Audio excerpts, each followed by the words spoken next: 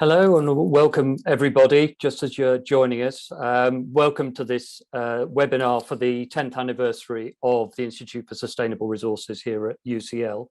My name's Jim Watson, I'm Director of the ISR. I have been for the last month or so I'm relatively new, and you're going to meet one of my predecessors a bit later on.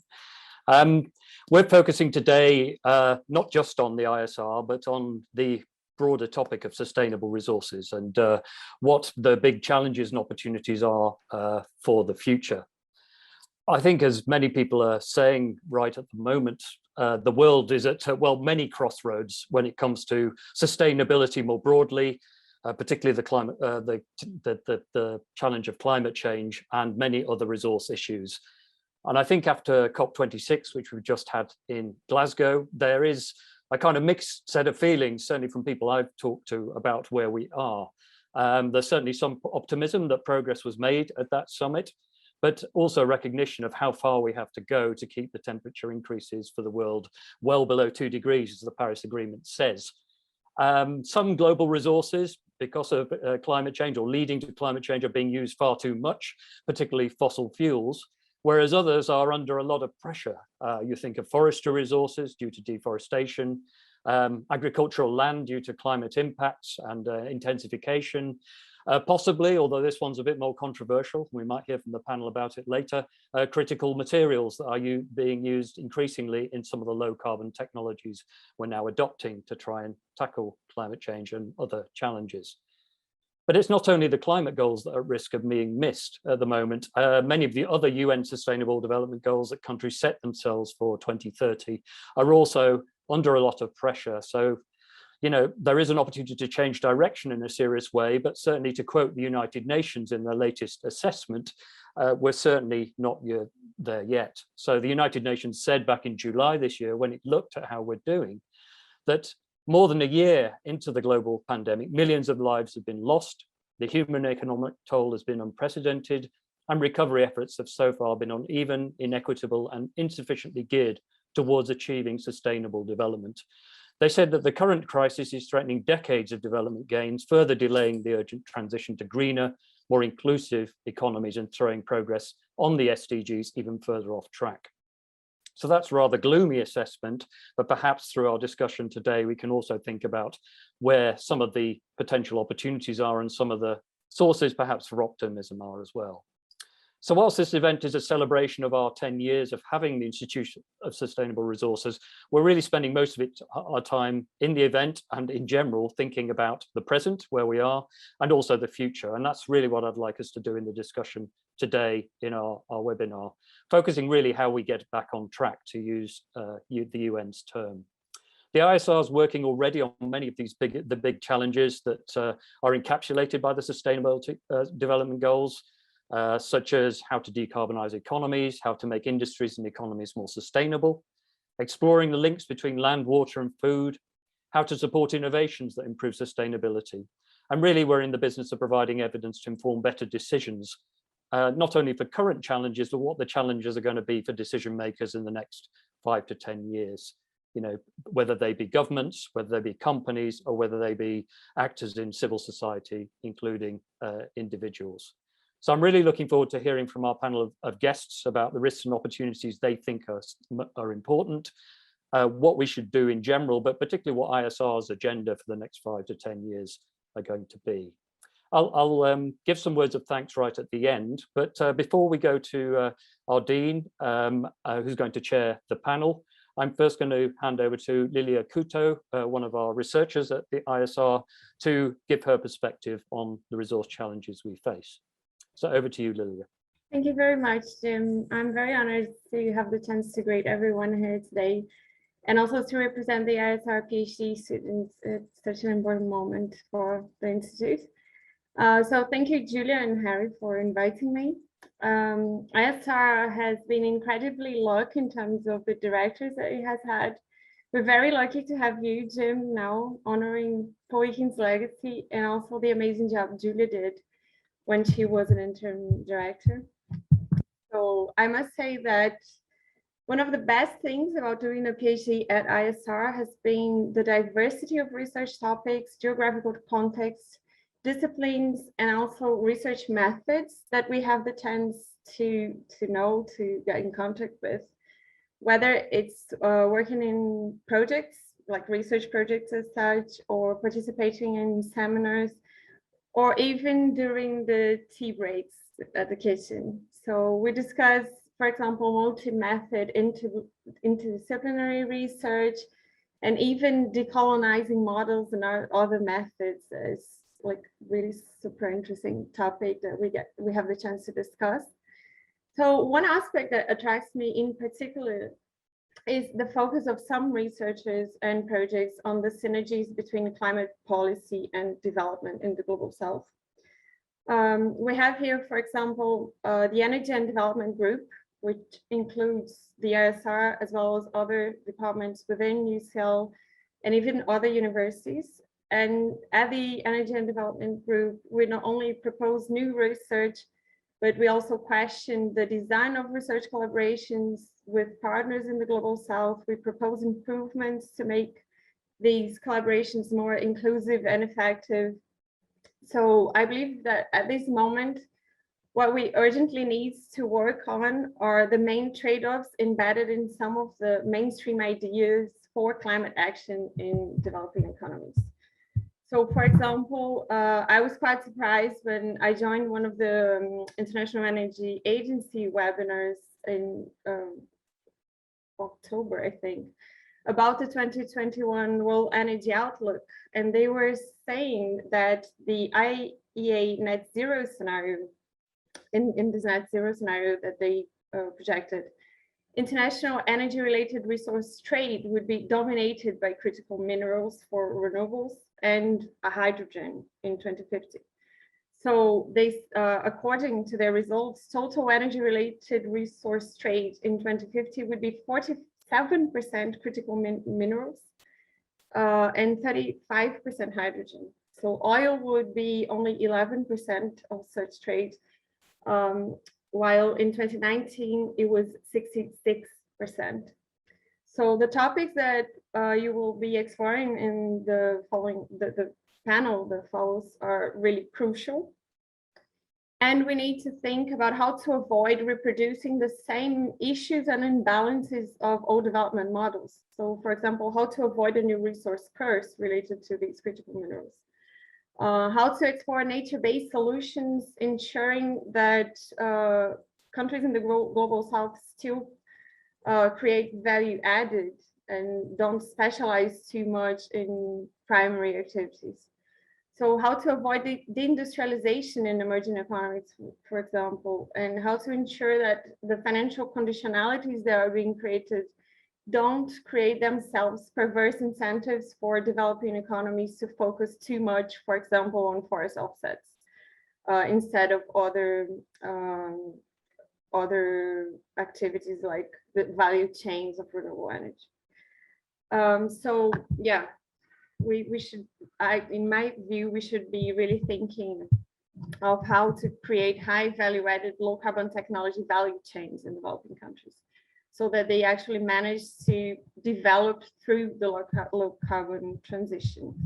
Of course, I won't be attempting to answer any of these questions here. I'll just leave them for the panel. So thank you very much.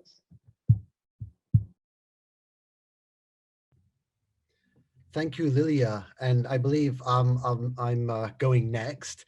And first of all, hello and welcome everybody. My name is Christoph Lindner. I'm the Dean of The Bartlett here at University College London. And I would like to begin by congratulating the Institute for Sustainable Resources on this 10-year anniversary, a decade of outstanding, transformational, impactful research. We're so excited that the Institute has had all of this success, and we're really looking forward to the next few decades. And I really appreciated what Jim was saying in the introduction about how, even though we're here to celebrate what the Institute has done over the last 10 years, what we're really concerned with and what really matters right now is where we are in the present and how we get to the future and create the future that we think is necessary to overcome some of the really global challenges we face, particularly around the climate. So we have an amazing panel with us tonight. I feel very lucky to be able to be in conversation with all of these experts. And the way that we thought that we would approach engaging the topic of the future of sustainable resources is to invite each of our panelists to say a few words, to share some initial thoughts on what they think are challenges and opportunities when it comes to the future of our world's resources. And once each of our panelists has shared their thoughts, what we will then do with the rest of our time is open this up to a group conversation. And we would love for our audience to also participate in that conversation. So the way we can do that is to invite you via the Q&A function, which if you look at the bottom of your screen, there's a Q&A button. If you click on that, you can put in the questions or comments that you have.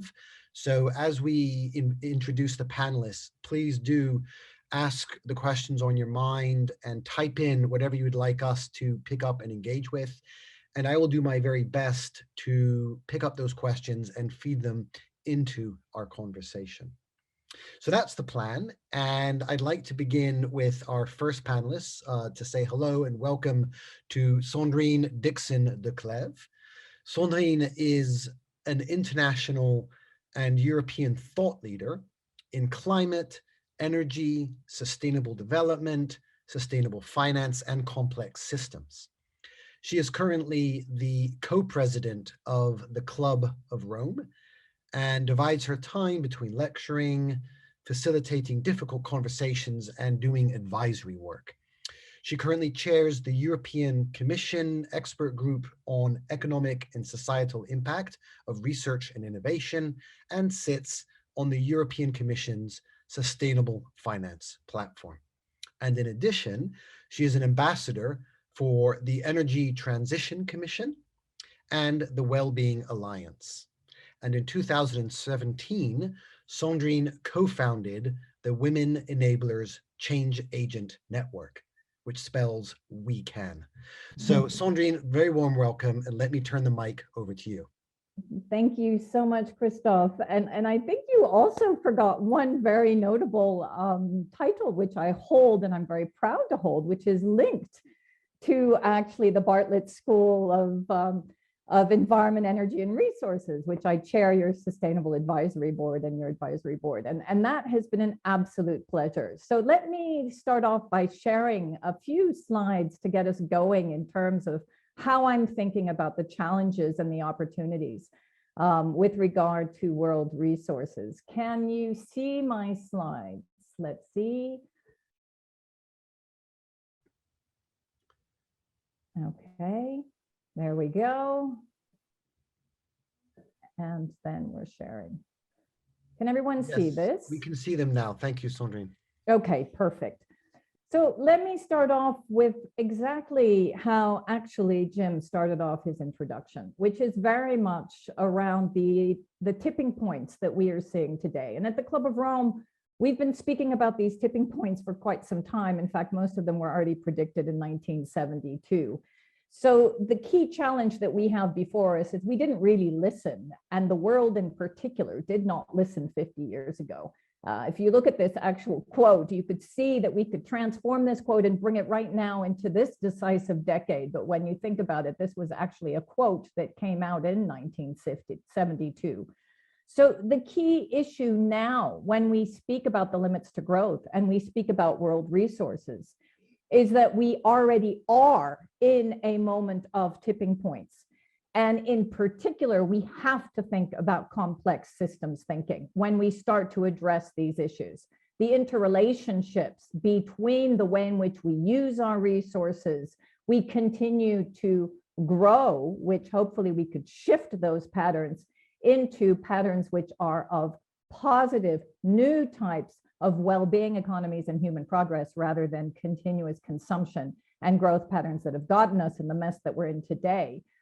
And what I would like to, in particular, focus on as well is then what does that mean in terms of the way in which we look at world resources and the interconnection between the understanding of the role of governments, the absolute impacts that we have, whether it be biodiversity loss, whether it be climate change, whether it be the tension between the North and the South that Lilia so pointed to, also the dependencies that we have created in terms of our market definition of how we actually use resources and the way in which that impacts people. What are those key drivers and what are the key pressures? And really understand that natural resources are the bridge between the economy and competitiveness on the one hand, and the impacts of climate change, biodiversity loss, pollution, and health implications on the other. And we very much know that the pandemic we're in today is due to the use of our world resources, overuse, encroachment of humanity on our natural resources, and we have to shift these patterns. But what's really important when we also speak about world resources is to understand that before we get to the total ecological collapse because of the overuse, we will have a series of social tipping points, a series of mass movements that we're already starting to see, in some cases political progress and new types of governance models, in others a hoarding mentality of certain governments or holding on to certain resources. The way in which we look at market forces and are those positive or negative, and then the technological disruptions, again, which can be positive in terms of optimization and the way in which we use smart technology, digitalization, shift towards renewables, but also the disruption in terms of the types of resources that we will be dependent on, again, based on Lilia's point around the IEA outlook and the dependency on increasing rare earths and other mined minerals. So we have to think in our systems to move towards zero carbon at the same time as zero loss of nature, with zero poverty and zero pandemics. And this has been some of the new thinking. Now, as you are actually moving into your 10th anniversary celebration, we at the Club of Rome are celebrating 50 years of the Limits to Growth next year. And so it will be absolutely fundamental as we move into that discussion and the way in which we celebrate to bring in some of the key points and the interrelationships that we see between the social dimension and also the environmental dimension. And how do we unpack the key tensions? So what I really want to bring into this conversation today, and as we move on and really make this a decisive decade, is that when we think about climate change, when we think about biodiversity loss, when we think about the pandemic, that we also think about what are the social tensions that also are going to make it difficult to solve those problems. And how do we do that by addressing the systems paradigm shifts that we actually need in order to not get back into the usual growth dynamic that we've seen for many, many years. I'll leave it at that, and then I hope we can have a conversation between the panel. Thank you, Sandrine. A lot of insights and a lot of provocative ideas as well.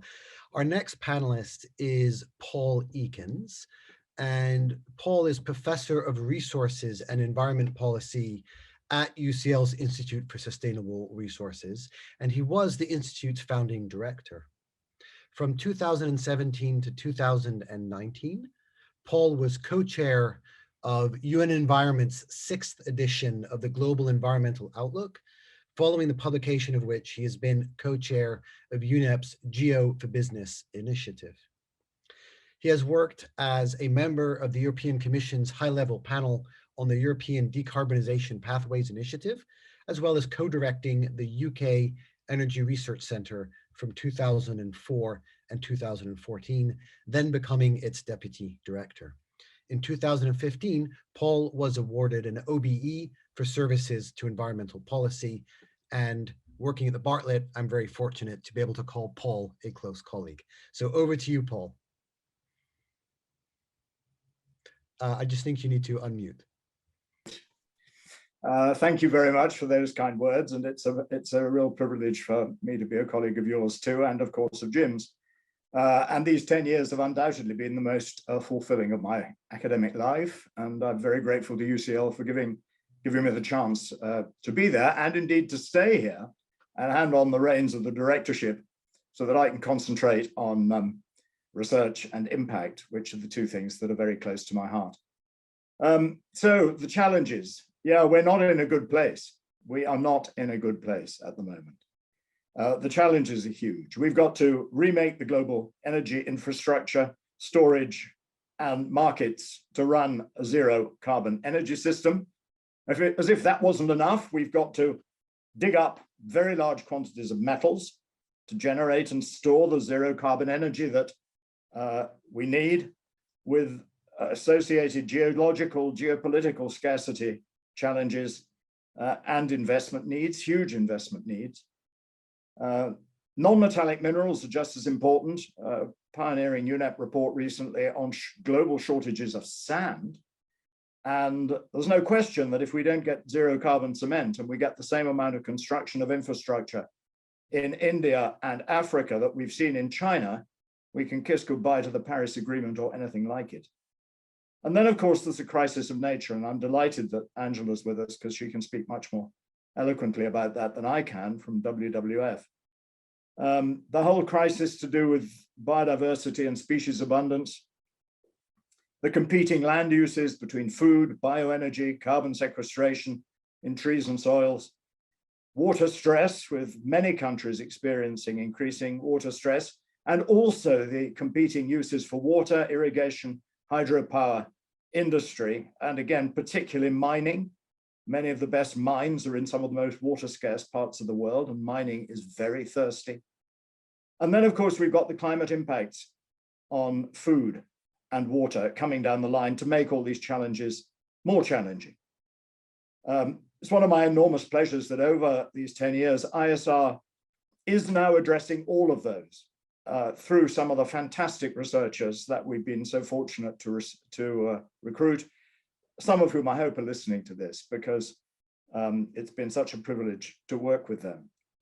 From my perspective, there are 4 conditions that need to be met in order to address these challenges. Firstly, we have to massively increase investment. And because the economy can only produce so much, that means we have to decrease consumption. Western European and UK and US, our savings rate is between 5 and 10% a year. In China, it's 40%. The Victorians in UK times, in the UK, had an investment rate of 40%. We have to stop being a consumer society and become an investor society right across the West. We need a massive increase in energy and resource efficiency. And that, of course, is encapsulated in the phrase circular economy. And that's the only way in which we're going to make sense of the resource futures that we can see. And I'm a member of the International Resource Panel, and I'm privileged to work with them on trying to square that circle. We have to have a massive increase in the value that we give to nature, which all too often still is zero value to nature. And we will need to absolutely safeguard important environmental functions. And I'm proud with some colleagues to have worked on ways of developing an indicator framework for that. We need to ensure that all production pays the full environmental costs. That's something which comes straight out of neoclassical economics. You don't need to reinvent economics for that, but we don't do it. And these subsidies that are now controversial that are being given to the oil companies to clean up their decommissioning in the North Sea, that's monstrous. That simply shows that we have not paid enough for oil in the past, because the oil companies should have been getting that money to decommission those platforms themselves. And there will need to be massive, properly governed transfers from rich to poor countries, not just because it's the right thing to do, because we can, but because it won't work otherwise. We can't solve any of these challenges without that. So those are the challenges and the conditions. The opportunities are obviously enormous too, because we have a whole low carbon energy system to build, a whole resource efficient industry to build, a whole circular economy to build, making much greater use of reuse, repair, remanufacturing, and recycling. And that's an enormous new industrial agenda. So what are the economic implications of that? Well, it's more investment and less consumption. Some people think that means degrowth and less growth. I don't. I think it means probably faster growth, but much more investment, certainly for the short term. It's the richest countries and the richest people in all countries who are going to have to invest the most and reduce their consumption the most, because they can. And we have to make sure that those people who don't have anything to invest and who can't consume less because they're on the breadline are protected through the transition. We have to be much more resource efficient. We have to waste much less, and we have to have much less environmental impact. Will markets deliver those outcomes by themselves? Absolutely not. Do they have a really important role to play? Absolutely, they do, but public policy is key. Will it be politically easy? Absolutely not. We are a consumer society. We call ourselves a consumer society. Many would say we have a serious consumer addiction, and we're about to see that in full force in the Christmas season that is coming before us. But is it politically possible to address those challenges? I hope so. Back to you, Christoph. Thank you, Paul. You've somehow managed to both scare me and inspire me at the same time. So we'll come back to a lot of those questions and those ideas. So our next speaker is Angela Francis. So welcome, Angela. And Angela is the Chief Advisor on Economics and Economic Development at WWF, where she provides economic advice across the climate, food, and nature programs, as well as leading on trade and industrial policy for a green transition. Before joining WWF, Angela was the chief economist at Green Alliance, where she led on industrial strategy, tech, and the economic case for a low carbon and circular economy. And she's currently a member of UCL Green Innovation Policy Commission. Welcome, Angela, over to you. Thank you, Christoph, and thank you for the invitation to join the panel. It's a delight. I've been in the environment sector since 2015, and Paul Ekins was one of the first people I met, and he adopted me, and I'm very grateful for the opportunities given me to be involved in this commission's. And it's, yes, great to celebrate the anniversary of this panel today. I'm going to talk a little bit about food and farming. This is where I spend most of my time at WWF, and I think it's a nice follow on from what Paul said there, that the resource agenda is widening from just looking at materials to also looking at food and farming. It's such a major factor across climate and nature, and that's why WWF is focused there. It's around supporting and accelerating the transition to sustainable agriculture, of course, but I think it's got parallels in the changes that we need to make across the whole economy, and are useful for this discussion. So to meet net zero and to restore nature, to go beyond not just destroying nature, but actually bend the curve and restore nature, we need to reinvent patterns of consumption and production. And compared to previous industrial revolutions, this green revolution that we need to start has got to work with nature, and that means complexity, it means richness, it means diversity, and it means limits as well as efficiency. And it's all going to have to be fair, because we're going to have to move at pace and take people with us. And so nature and justice are my two big resource challenges for the world that I want to focus on. And nature and justice are sometimes seen as the extra complications, I think, that slow down delivery to net zero. And I want to make the argument that it's the exact opposite, that they're what we need to accelerate the transition. So I think about nature and fairness as ways of avoiding the false routes and helping us get to net zero better and quicker and with better outcomes. So we waste time if we send confusing messages to investors and to businesses about promoting solutions to climate change that exacerbate nature loss. And we are going to fail to build trust and confidence and scale markets if we don't deliver fairly. And that's in the UK and internationally, as has already been said. So, where we've gone wrong before, biofuels as the solution to replace food production, taxes to incentivize diesel cars that gave us worse air pollution. We get it wrong by just following one metric. Carbon is important, but it's not going to help us to reduce carbon and run straight into the next environmental boundary. And on fairness, we've seen in France, the Gilets jaunes protesters concerned about fuel price rises in Paris. And we've seen decades of unemployment in the UK in blighted former mining towns, where we've done industrial transitions really badly. And we've either got stuck in a protest or we've had years of social and economic consequences, which makes people fear change and want to protect jobs rather than feeling confident that government will support them through what will be a huge transition.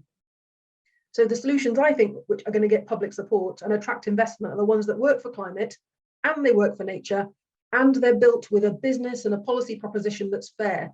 And the resource questions that arise from this are many, and loads of them have been raised already, but I just sort of was thinking of a few ideas. If I was spitballing ideas that I could throw into the resource centre for the next 10 years, a net zero and nature restoring circular economy is going to be efficient, of course, we've said that, but it's going to have to work within limits. And we haven't really got good systems for thinking about aggregate limits nationally or internationally. We haven't thought about how we could do that. What does that look like? Because lots of things are sustainable until you start taking them to a certain point. And I think that's going to come up in our critical raw materials conversation. How do you actually make those things work in a market system? As well as using less, we're also planning to get more value out of the resources we use. And that's going to be about using a variety of materials, things that are recoverable and renewable. And that's going to be probably requiring different solutions in different places. And I had the pleasure of being on the Green Innovation Policy Commission.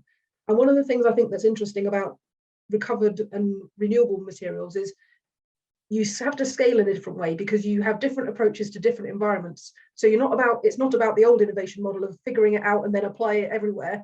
You actually have an approach that's your solution, and you have to apply a different solution in different places because depending on what waste materials you have access to or what renewable resources are available to you. And that's quite an interesting innovation challenge. How do we do innovation in a way that allows for variety rather than just the Ford, you can have any car as long as it's black, model of let's just pump out lots of the same thing. So that's another interesting challenge.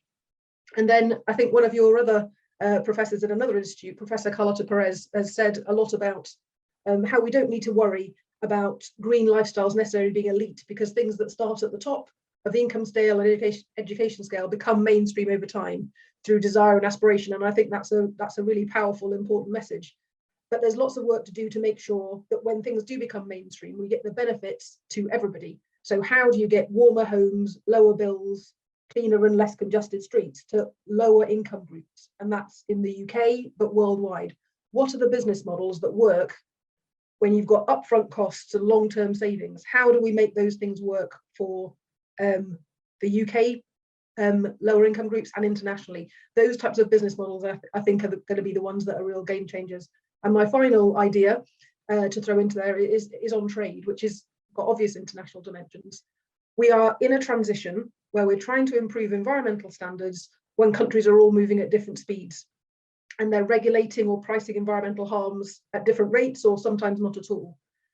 So we can't move at the speed of the slowest, of course, but we need trade mechanisms that work for different states of regulation. Carbon border adjustments is one that's been discussed. But for agricultural goods, that might not work because a carbon-only lens can give you all sorts of strange problems with trying to get carbon efficiency out of the same sort of industrial farming. Forcing more efficiency from more hormones, quicker raised animals isn't the way that's going to work for nature or animal welfare or Sandrine's point about giving us less pandemics in the future. How do we actually solve those problems? So there's lots of things in the trade space which are how do we drive a transition when some countries are moving and some countries aren't moving, and how do we make that fair and support developing countries leapfrog potentially some of the bad industrial models we've had in the West and get to the solutions. And those are my ideas, but there's so many more, and I'm looking forward to the discussion. Thank you. Thank you, Angela, and great that you're sharing those ideas. I noticed that questions started popping up in the chat in response, so that's fantastic. And maybe it's a good moment just to remind our audience that anything you would like to ask our panelists, we would love to pick up your questions. So please do click on the Q&A button, and that will allow you to type out your questions or your comments. And we'd love to hear from you. So do that, please.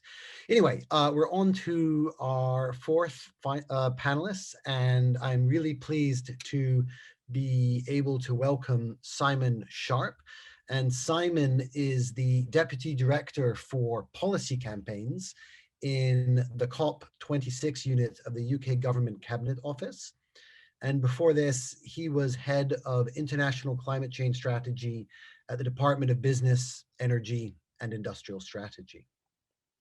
He previously served in the Foreign and Commonwealth Office with postings in China and India, and led on climate change strategy in the run-up to the Paris Agreement.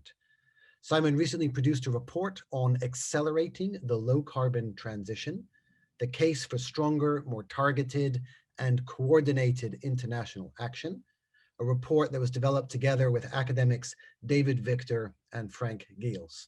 And he is an honorary lecturer at the UCL Institute for Innovation and Public Purpose. So delighted to have you with us this evening, Simon, and let me hand the mic over to you. Hi, Christoph. Is my sound working okay? It is, yes. Good. Like Angela, I count Paul Ekins as one of my inspirations and teachers, and also Jim Watson, who's here, and some other professors at UCL as well. So thank you for bringing me into this event. I'm really happy to be here.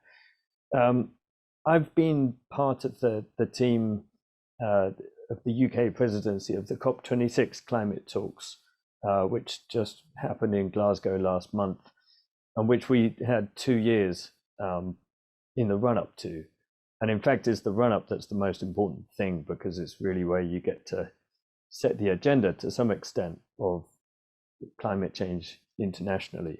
So I'll say just a few things about climate change. There's a great deal of attention on targets, emissions targets of countries and targets of companies, individual targets.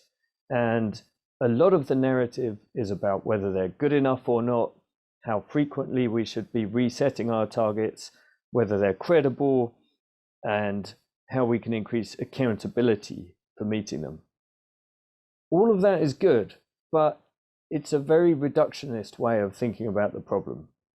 And I'm really with Sandrine in thinking that this is a problem of system change. And that is what we need to be focusing on a lot more. If we think about in the UK, one area where we've done quite well in relation to climate change is decarbonising the power sector. Over the last decade or so, the UK has actually had the fastest power sector decarbonisation in the world.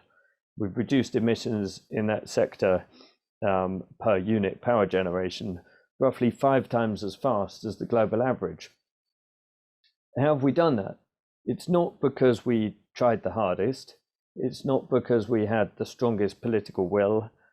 And it's not because we asked every energy company to set emissions targets and then held them accountable for meeting them. We didn't do that. It's because we did what we needed to do to bring about system change. We invested heavily in new technologies. We changed the market structures to make sure they got deployed, changed the rules of the game. Like Paul was saying, we used public policy to harness the power of the market. It wasn't a choice between one or the other. And we also used tax to push the most polluting technology across a tipping point, where it became more expensive than any of the alternatives, and we kicked it out of the system surprisingly quickly. Surprised ourselves as well as everybody else. So that's what we did. System change worked surprisingly well. At the global level, for reducing global emissions, we have to do the same thing. It's about system change in the global economy. The only difference is we haven't got one government there, so we have to figure out how different countries can work together and think about the flows that move between countries that mean that what happens in one country can influence what happens in others. Flows of people, knowledge, finance, technology, and goods and services through trade, as Angela was talking about. And so if we want system change at the global level and we want it really quickly, then we need to think about, well, what are these systems we're trying to change? And it's not one system of global emissions, it's many, but in particular, the systems of power, transport, buildings, industry, and agriculture and land use. And if you think about any of those for just a few minutes, you realize they're all very different from each other. They have different technologies, different old ones and different new ones. They have different industrial structures, financial structures, different political economies, things that people want and things that people don't want. And they have different countries that matter most in each of those sectors. And so you really need to attack each of those separately, and you need to cooperate on each of those separately if you want to make fast progress. So just to give a few examples, I mean, in our presidency of the climate change talks, we focused on 3 of the big emitting sectors, as well as, by the way, working equally hard on the problems of adaptation and resilience and finance, which I won't talk so much about because I wasn't responsible for them. The power sector, we set out to try and make clean power, renewable power, more attractive than coal for any country considering new power generation. It's crazy that here we are in 2021 and you've still got 40 or 50 countries around the world planning to build new coal power plants. That's the worst thing any government can possibly do on climate change. And we just tried to make the international assistance that is available to countries to change their market structures and deploy clean power more quickly, to make that international assistance stronger, more coherent, more responsive, faster, and more persuasive. And we think we made some progress. And when we got to COP26, we had 20 countries committing to phase out coal power, making that commitment for the first time. That's quite an unprecedented shift with that amount of countries committing to do that for the first time. A second sector, road transport. I think this is a really exciting sector because, like the power sector, change is happening very quickly. But especially because there's an incredible concentration of regulatory power. You have 3 rule makers that write the rules for over half of the global car market. They're based in Brussels, Beijing, and Washington. And if just those 3 align their regulations with getting to 100% zero emission vehicles in the next 15 years, which is what we need, they'll probably shift investment throughout the global car industry, not just within their own territories. That's because it's a $2 trillion a year global industry with a lot of international trade. And the great thing is there's a huge coordination gain if they do that. The one reason for them not to move more quickly in the transition is the high cost of electric vehicles at the moment. But if they move together, they'll shift investment faster, you get faster progress down the learning curve, larger economies of scale, and it will be much cheaper for all of them. So we've been working over the past 2 years to bring together the governments of about 15 of the world's largest car markets, present them with the evidence of the need for a faster transition, but also the opportunities of that coordination gain. And whereas a year ago, we had really none of the global car market covered by commitments to that Paris-aligned pace of transition, we're now up to about 20% of the global market with those commitments. So we're on our way. And it's not often recognized that that probably is the best thing we can do if you really want to shift the global oil industry, if you want to force the big oil majors to get serious about diversifying their investments. It's not going to do the job if you go around and tell them all to keep it in the ground.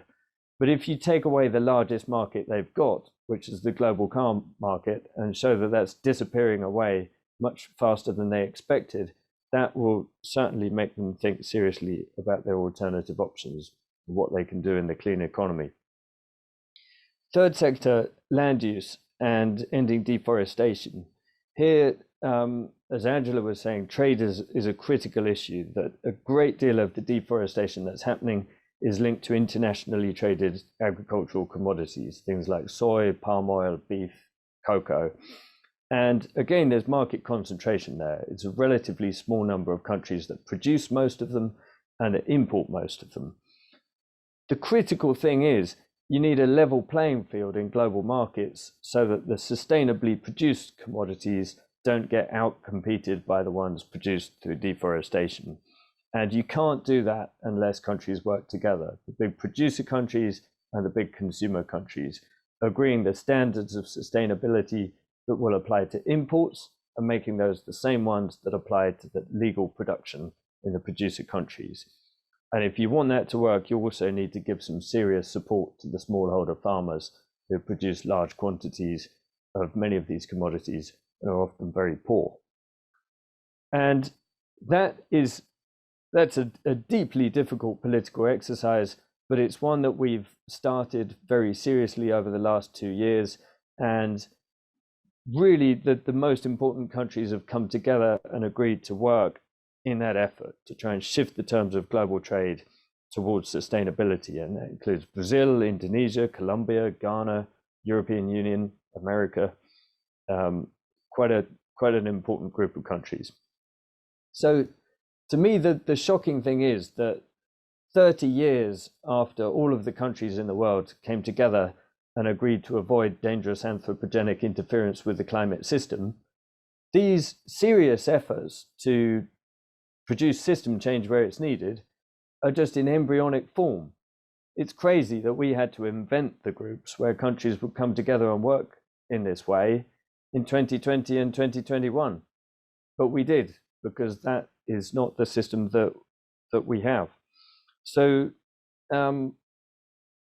I do take some encouragement from the progress we've made, from the great deal of goodwill that we've found there is around the world, from governments, from civil society, from NGOs, academics, businesses. Everybody wants to try and solve this problem. We just need to channel our effort more effectively. So there's one thing out of COP26 that I'd like to draw people's attention to, which was called the Breakthrough Agenda. And there was a statement that over 40 countries representing over 70% of global GDP signed up to, in which they committed to work together to make clean technologies and sustainable solutions the most affordable, accessible, and attractive option in each of the emitting sectors before the end of this decade. In other words, work together to cross the tipping points as soon as possible. It's a vision for working seriously together on system change, and it's a new agenda, so it really needs support. And I think we'd benefit hugely from the minds of UCL and others who are on this conversation in supporting us to make that vision a reality. Thanks. Thank you, Simon. And in a few minutes, we'll open this up to the questions from our audience. But I would first like to give our panelists an opportunity to respond a little bit to what they've raised with each other. And we've heard a lot about the scale and complexity of the challenges we face, but we've also heard some knowledgeable, insightful ideas about how to address that challenge. And I'm really interested to what extent our panelists are harmonized in their thinking, or are there areas where they might challenge or modulate what others are saying. So I'm not sure who might like to jump in, but the floor is open, and I see Sandrine is willing to jump in. So over to you. Yeah, happy to. And I think I concur with most of what has been said by the panelists. And the reason why I had probably not decided to go down the rabbit hole of some of what we already know in terms of the incredible technology opportunities, new economic opportunities, was to get us to think a bit more deeply around some of those tensions. And I think Angela was starting to refer to them, and Simon, in fact, everyone was. For us, I think the key challenge is to be one step ahead of what we already know we can produce and create now to start to shift the bar. And many of those technology solutions exist. But to start to think about the relationships that we have with, for example, those that are resource producing countries and that truly hold the resources, so the global commons, Simon's point on deforestation and commodities is absolutely fundamental. And I actually think we didn't reference so much. One of the great packages that I was lucky enough to also help lead of the UK government was around the leaders' pledge around land use and forestry. And if you look at what came out, that for me was actually a perfect example of a systemic package, because it looked at targets overall. So how could you get as many countries to be behind stopping deforestation by 2030? We now have commitments from about 150 countries. 95% now of forests are actually covered, I think, under the agreement, because it continues to grow post COP26. It includes, however, a statement around commodities and a real shift in terms of some of those commodities that are having an impact on the forests. It also starts to look at how to get finance to Indigenous people and the communities that are actually the holders of our land, and those that will protect our land and will ensure that actually we're doing the right thing. So it has a human dimension, which I think is very important. And then, of course, it has a huge financial dimension. And so for me, that's where we start to see that there is some of the right thinking in terms of the social dimension, and also the very deep need to shift our patterns of dependencies on certain resources. Where it gets to be very tricky is some of the unpacking, for example, that we're doing around what we're calling net zero apartheid. And this is something that has been labeled by some of the members of the Club of Rome, which is in the North, everyone's talking about net zero. Well, what is being forgotten is that actually it's the consumption patterns of the North that absolutely have to shift first. And the greatest balance of that net zero has to be done by the North. And then we need to think through, well, then what actually is the impact? And here's where it gets tricky. If we put in place, for example, the European Green Deal and 55% reduction of greenhouse gas emissions by 2030, and we start to create the right assessment of externalities and put in place border control, which is one of the things that we're thinking about doing in terms of CBAM.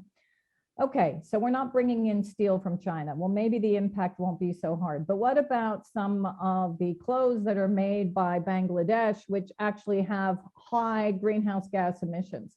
What happens there in terms of our trade relationship, in terms of the impact on the South, or the same in terms of food? If we start to localize our food consumption, which we should anyway, and decrease our trade from third countries. Because under the European Green Deal, we need to look at farm to fork, and we need to close the circular economy aspect of this and really think through how we can get more localized. So I'm just giving some examples of how tricky it starts to become. And I think those of us who are in this space must be one step ahead. We kind of now know what the landscape is. We know what we have, where are the tools in the toolbox, but that's the complexity, so that we don't get more gilets jaunes effects, so that we don't get more net zero apartheid protests, and we don't have those really deep social tipping points that are going to totally rock everything off, and we'll never even make it at the end of the day. So I'm being incredibly provocative, but I just want to bring this into the conversation, because I think as thought leaders, analysts, we need to take things to the next step. Yeah, Angela. Yeah, I think that's a fantastic point, Sandrine. And I think in thinking ahead, in one way, we're thinking ahead to what are the problems we want to solve. I also think when we're thinking about fairness and international fairness and how this lands on developing countries, I'm also often thinking about how do we get ahead of what is a really big feature of the way policy is set at the moment is climate deny and climate delay. So a lot of those things are rested on nuggets of truth, which we know are a problem. So where somebody thinks technology will solve all the problems and therefore wants to do nothing, or thinks that greening the economy will get in the way of development and therefore is an advocate for not doing anything. And those are concerns because they're actually, rested, as you said, on real concerns that developing countries legitimately have about the way we go through this transition and the real need to deliver technology, but to make sure it works. And I think leaning into those issues where they're raised as potential reasons to stop or go slower, and finding solutions, getting ahead of the concerns that are going to be in politicians' minds is really important. And just to make a plug again for sustainable agriculture, I think you're right. The fact dialogues that led to that Glasgow Declaration is a really fantastic model. And one of the things I think that complements it is thinking about how sustainable agriculture works. Because once you've stopped deforesting, you need to start doing sustainable agriculture. Otherwise, you know, the reason that you're deforesting in the first place still exists.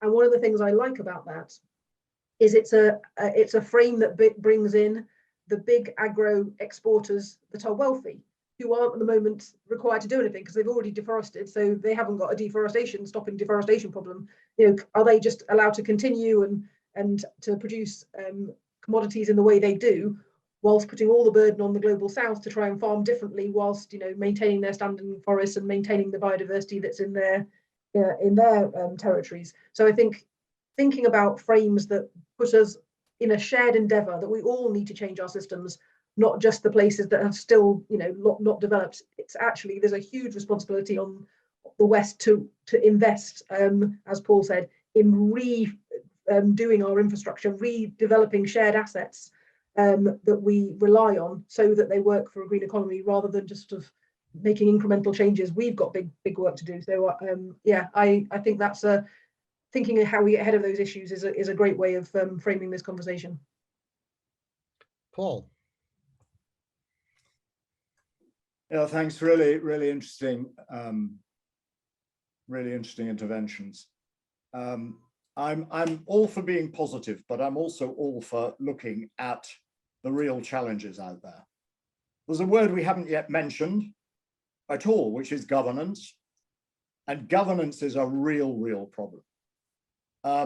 And Simon, I'd love to think that you were right in that everyone is looking for solutions to these challenges that I have stated out there, but I just know that's not true. I know there is real political conflict about these issues in many countries. And I think the aspect of the COP26 agreement that I was most skeptical about was the deforestation one. I mean, the sight of the Brazilian delegation signing up to the ending deforestation in Brazil after what we've seen in Brazil over the last 2 or 3 years was, I mean, just frankly, incredible, a game show. And I don't see anything in what the government of Brazil is doing that gives me any credibility that it's serious about that commitment. And also, when I look at the internal politics of Brazil, sure, there's quite a lot of damage being done to the Amazon by small farmers and artisanal miners. But there's a heck of a lot being done by these massive latifundian landowners who are the wielders of political power in Brazil. And one thing that I'd be really interested to see what your reaction to would be, Simon, would be an idea that came with the coal agreement for South Africa, that to get South Africa away from coal is going to cost a lot of money. People have to help South Africa to develop an energy system in a different way. Try to translate that to Brazil with forests. It's made even more complex by the fact that no one is denying the fact that South Africa's energy system is South Africa's. But it is a fact that the Amazon is a global public good in the sense that it affects the welfare of all of us. And yet, in governance terms, it is a national sovereign resource of Brazil. And certainly the current president of Brazil treats it like that. So how much would it take on the grounds of it being a global public good and on the grounds of having to find other ways in which Brazilians, rich and poor, make a living, to keep the Amazon upright for another 5 years? Because if we don't, it'll go into its own cycle and we'll be left with a savanna instead of a tropical rainforest. And I just feel that without some real change, system change in governance systems, we're not going to be able to address those issues. Simon, did you want to respond? Yeah, so I had a difficult question ready for Paul, but I'll have to save it for later. I'll take his question. Thanks, Paul. And I think I don't disagree with anything you said, and my loosely worded reference to everybody wanting to solve this problem was more just trying to acknowledge how much support we've felt from so many people, you know, in this ridiculous position of being a country tasked with chairing global talks on climate change. Thankfully, there's a lot of goodwill that gets directed towards you, and anything that we claim as progress is a product of that collective effort, not anything that we've done. That's what I was trying to express. I clearly, in any of these sectors that we have to change, there are massive interests against change, massive ones. You've just been talking about some of the interests in the land use transition.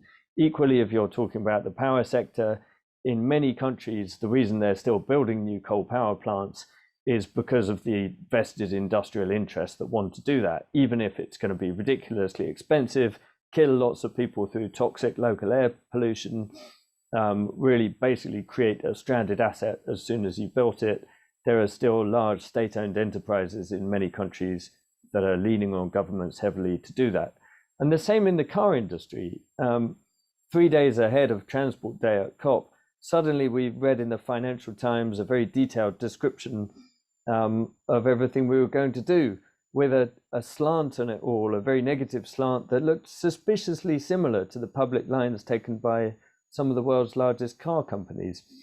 And, you know, it's very clear there as well. Anybody who I'm sure, Paul, you have, follows the lobbying that's gone on in Brussels for the last decade, knows that many of the companies investing most heavily in electric vehicles have worked extremely hard to make that transition go as slowly as possible.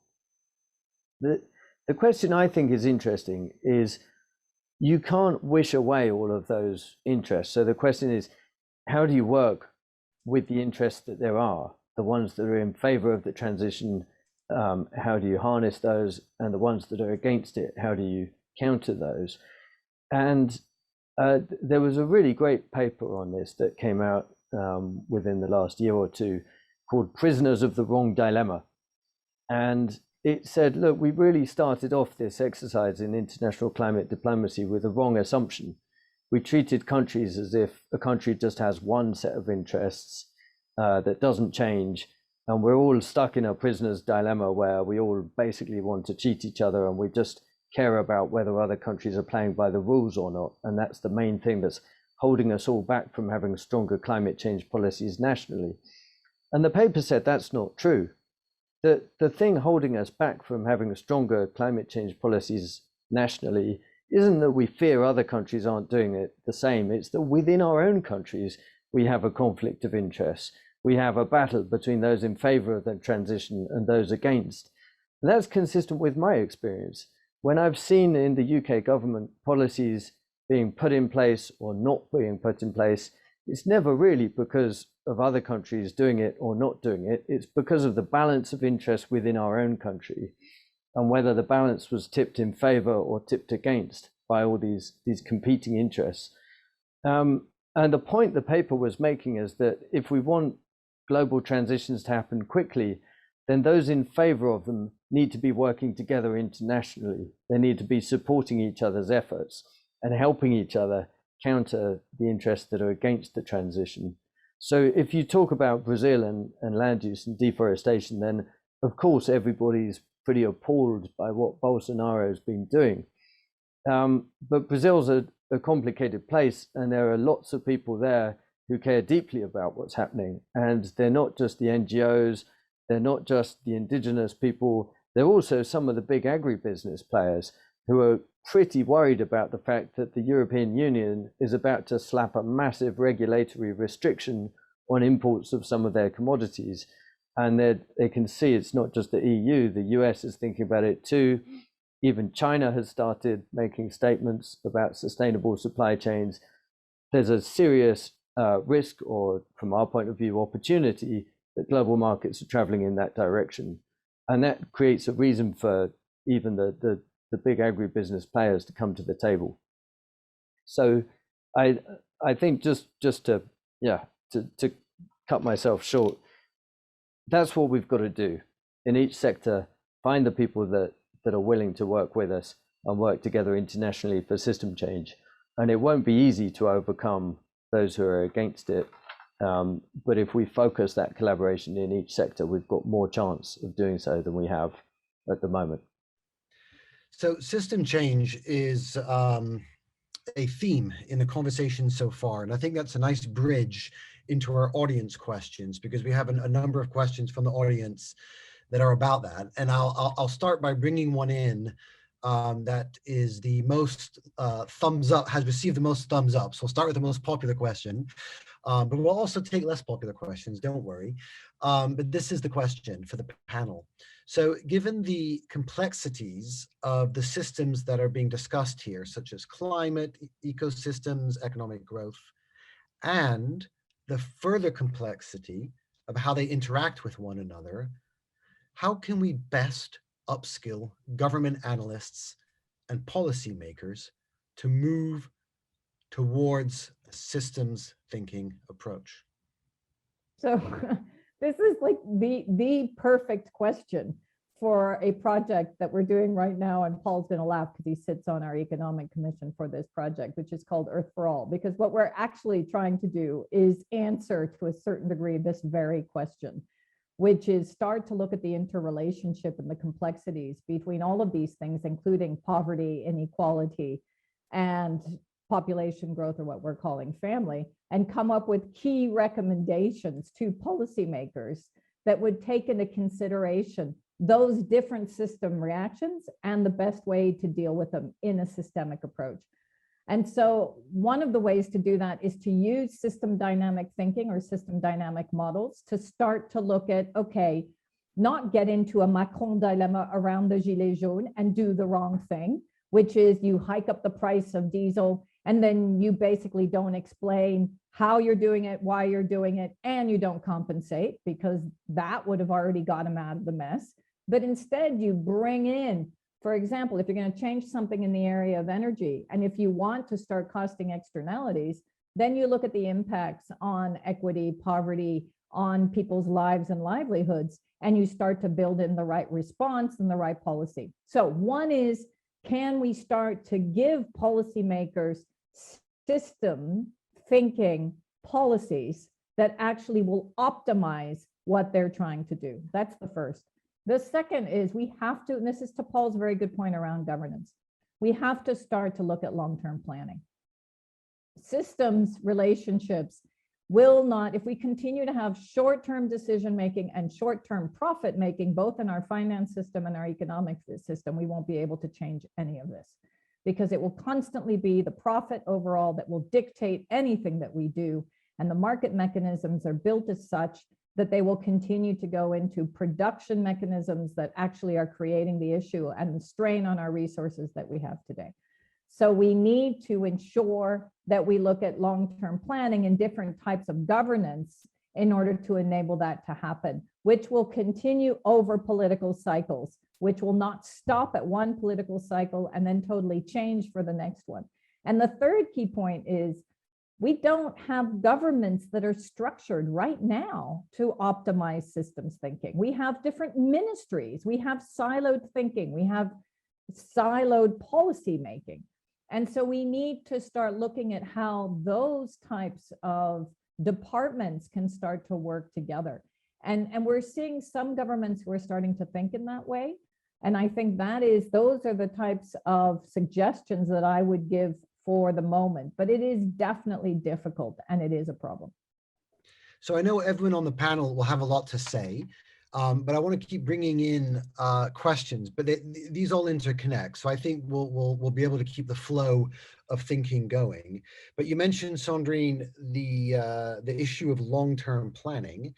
And one of our audience members is asking, well, what are some of the surprises that you think are just around the corner that we're not engaging with enough, that we're not thinking about enough, and that are maybe difficult to talk about?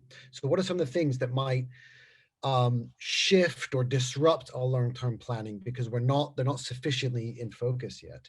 Do we have any thoughts on that? Paul? Yeah. Well, in a way, I mean, in a way, if it's a surprise, we don't know what it's going to be. The pandemic was a pretty big surprise to a lot of us. I remember when I was on the Royal Commission on Environmental Pollution, we had a top medic who was also on that commission. And I was talking to him in between sessions. And he said, Paul, the one thing I can promise to you, is that there's going to be a big pandemic within your lifetime. You know, and I wasn't thinking in those terms at all. I mean, after all, I'm an environmental guy. And there we are. But no one knew what kind of pandemic. The government had clearly listened to him because it had done some planning for pandemics, but not this pandemic. This pandemic was not the one it planned for, and it was taken by surprise. For my money, the Earth system that's going to throw surprises at us is the climate, because we've already destabilized it substantially. And the one thing we know about climate is it doesn't do what you expect.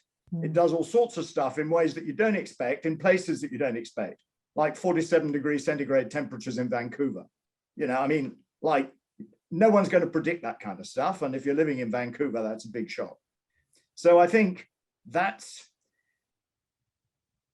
what we have to try to think of in terms of resilience, but it's terribly difficult to think of resilience to protect yourself against something that you don't know is coming, because you can't protect yourself against everything because it's all got resource implications and you can waste a lot of money.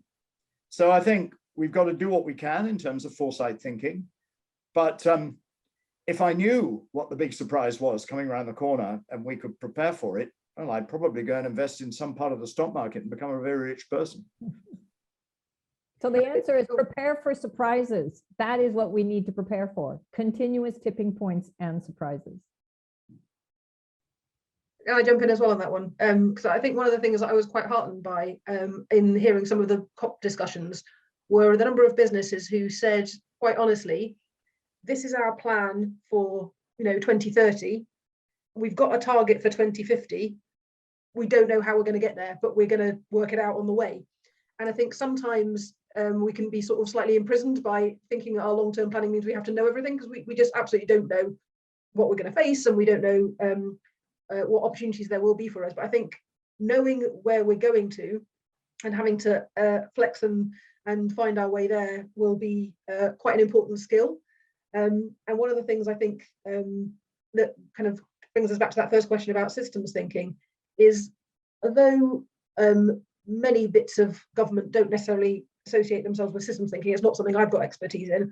I think if you think about a problem hard enough, you start doing systems thinking, and lots of business, lots of bits of government are ready and experienced in knowing how do we take advantage of business opportunities.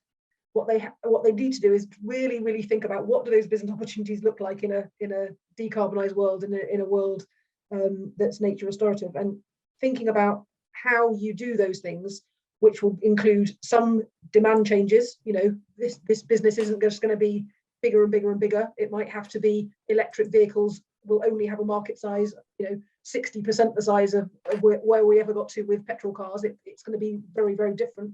How do you get value out of that kind of a system? You'll also be thinking about, well, this will only scale if we can make it available to lower middle income customers.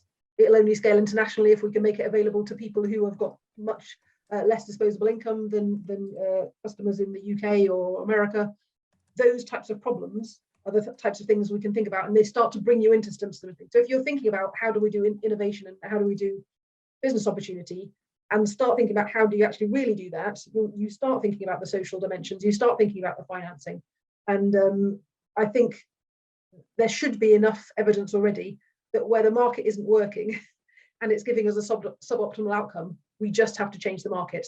It's not enough to say, this is not commercially viable. Well, if it's giving us a suboptimal outcome, it's because the market's broken. Fix the market. You need to tax, as Paul was saying at the start, tax the environmental harms that you're not taxing, take away subsidies that are giving you the inappropriate incentives, and fix it, because nothing that it should work and gives us better social outcomes shouldn't be the default answer, shouldn't be the one that we're getting.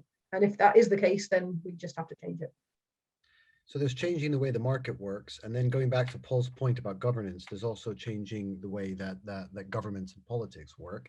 And another question that's come up in the chat, and I might invite you, Simon, to give us a first response to this one, but it's a question about fairness.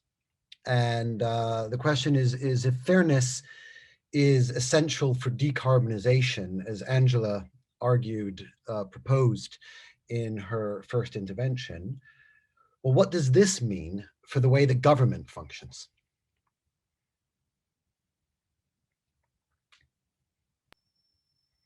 All right, that's a hard question. That's why I thought I'd let you know that I was going to ask you first to jump in. Thanks. Well, where to start? I mean, there are different perceptions of fairness, of course, and different perceptions of the problem that you have to try and approach fairness within. And one of the things I was talking about was a shift in how we do climate change diplomacy, where originally people conceived of this problem as being one where we had to divide up a global carbon pie. You know, we've got a fixed carbon budget, certain amount of emissions that we can emit to stay within a safe limit. And the presumption was, well, we all want to emit because all the countries that have got rich by burning fossils. So we need to figure out how we divide up that pie of the remaining carbon budget. And a lot of time, in fact, about 20 years was spent on the effort of trying to do that. And some people even came up with complicated formulae that they said in an objective way were fair. I think what we've realized now is that actually that's not the game. That the transition to a zero emission economy has to be a transition towards greater prosperity. And once you get far enough down that route, actually there's no value attached to those carbon emissions. They're not a useful thing to have. That carbon space or that slice of the carbon pie is not something that anybody wants or needs beyond a certain point. And so the game is transformed from a negative sum to a positive sum game. And it becomes more about how do you cooperate to get to a better position more quickly. So I think that's an important way where there's a shift in perceptions of fairness internationally. And then, then the question becomes, how do you help countries that are disadvantaged access the benefits of the clean technologies more quickly? And as I think Lilia was saying at the beginning, not just access them as users, but also build their own value chains so that they have a stake in the production in the new clean economy. I think we could talk about at the national level as well, but maybe that's enough. I'll keep it a short answer. Thank you. And let's bring in Sandrine. Yeah, Christoph, thank you. I just wanted to build on Simon's point because I agree with this, and I think that's pretty much where the South felt that really the COP26 failed them in terms of the fairness element. One on the 100 billion and the other on loss and damage. And I think that if we don't get that right and we build trust in terms of many of those most vulnerable countries that feel that it is unfair that they are getting the brunt of climate impacts, or that it's unfair that we have vaccine apartheid, that we need to figure out how in the North we can truly build up that level of trust again and really truly create a fair level playing field. Because a level playing field hasn't been fair for a long time. And we can get into imperialism and colonialism and material dependencies that have been created predominantly by the North. And when Northern governments took off and left, it was replaced by big corporate groups, all that are still in the North. So there's that level of fairness. And then, as Simon rightly points out, there's also a whole issue of fairness domestically. And this starts to come into a really interesting dilemma, which is one that, again, I just want to throw out there, which is what type of governance models are really going to get us out of this mess. And, there are some that will clearly say it's the Chinese model. or that we need some level of enlightened authoritarianism that's going to actually take control and truly ensure that people are protected and taken into account across the board, and that there isn't this huge disparity between wealth and the very poor. I'm not saying that is the right element, but I'm just saying that this does start to really make us think through, are our democracies truly fair? The way in which they have become very much taken over by capitalism in some cases and corporate interests. So it brings out all kinds of different questions also around truly what is fairness and what kind of governance models are going to ensure equity and fairness. Thank you. We're nearing the end of our time, but I would like to just pull out one more question. And it's a fun and quite open question, and just invite each of our panelists to give us their own brief response to it. And the question is this: what do you wish you knew about the future? Shall we begin with you, Angela? Oh, that's hard. That's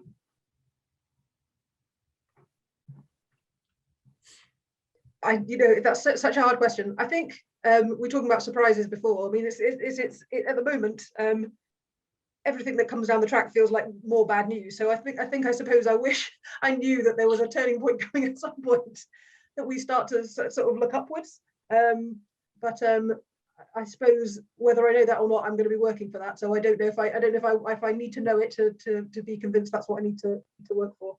I hope I've stalled enough so other people have had a bit more time to think about their answer. But I don't know if I know what I wish I knew. I like that, though, that there needs to be some optimism on the horizon, and knowing that some good moments are coming is important to keep us motivated as we go through this. Simon, what about you? Well, it's tempting to just say, like Angela, we know enough. Let's get on with it. But I will say something. I think one thing that is becoming widely accepted is that we can shift the global economy from finite stocks of energy to renewable flows of energy. And we know that doing that will lessen many of the big sustainability challenges that we face. I would like to know whether in future we'll be able to move from using finite stocks of materials to renewable flows of materials and run our economy that way. I think we might need to solve the rest of the problems that Paul was talking about at the beginning. Whether we can, I don't know, but I hope so. Thank you. And Sandrine? Yeah, when I saw that question, I thought, wow, what a great question. Very similar to Angela, my original instinct was to talk about all of understanding of the shocks and stresses that are going to keep on coming our way and knowing which solutions we could apply. But I guess I'll bring in maybe more of an existential question as well, is can humanity truly shift from ego to eco? Because I think that if we're not able to make that shift, I'm not sure that we're going to make it overall. We might find all the technology fixes and the testosterone moments of the rockets going to the moon, as you can see my rocket behind me, trying to figure out if we can go somewhere else. But if we don't figure out ego to eco and make that moon shot an earth shot and a humanity shot, then yeah, I am a little bit worried. So I'm hopeful that we will figure out how to really shift fast as humanity from ego to eco. Thank you. And Paul?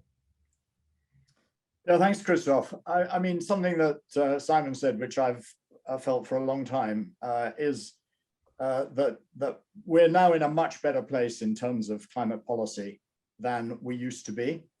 And if only we had got to this place 30 years ago when the Framework Convention was signed, I think it would be possible to have optimism of the intellect as well as optimism of the will. And I'm sure we've all got optimism of the will. But we've left it a very, very long time. So the thing that I would really like to know was that the climate sensitivity, that the scientists are wrong.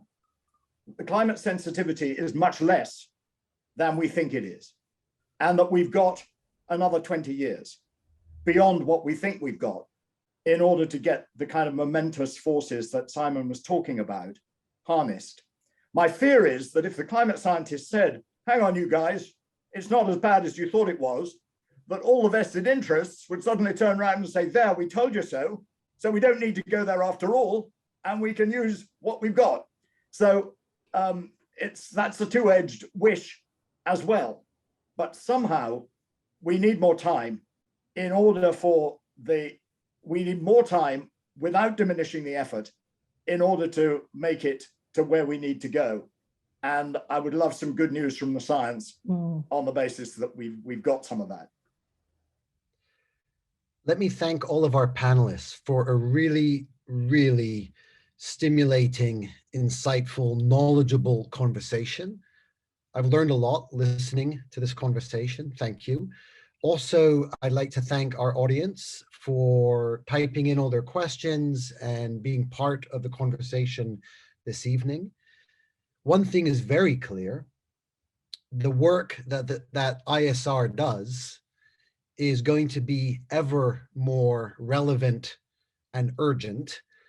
And so there's no room, there's no space for resting on our laurels and feeling comfortable with what we've done over the last decade. Actually, what we need to be doing, exactly as Jim said at the beginning, is to be focused on now and what's coming and how quickly we can get there. And academic expert communities like ISR are going to be an important part of getting there. But to do that, obviously, we also need to be constantly in dialogue with, sharing knowledge with, listening to and learning from all kinds of external partners. And that includes the experts who joined us in this evening's panel. So we need all of you, and we need ISR, and we need to get to a sustainable future and to make that happen. So let's work on that. And to help us work on that, I'll turn things back over to the director of ISR, Professor Jim Watson. Thank you very much, Christoph. I endorse everything you've just said. I think that's a really important message to end on. And thanks so much to the panel. That was great, a really great discussion.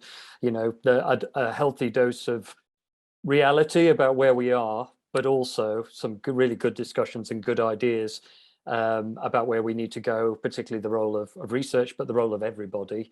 I mean, I think from Sandrine, that idea of staying one step ahead of the tricky trade-offs is really important. And I think that's something that will stay with me from what you said, apart from recalling the seminal book and the diagram you showed, which I suppose emphasized to me how multifaceted both the challenges and the opportunities are, and the central role of politics and social change there.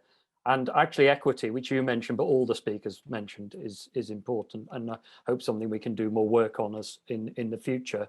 And that was echoed by Paul's real emphasis on governance, the real problem of governance, as you put it.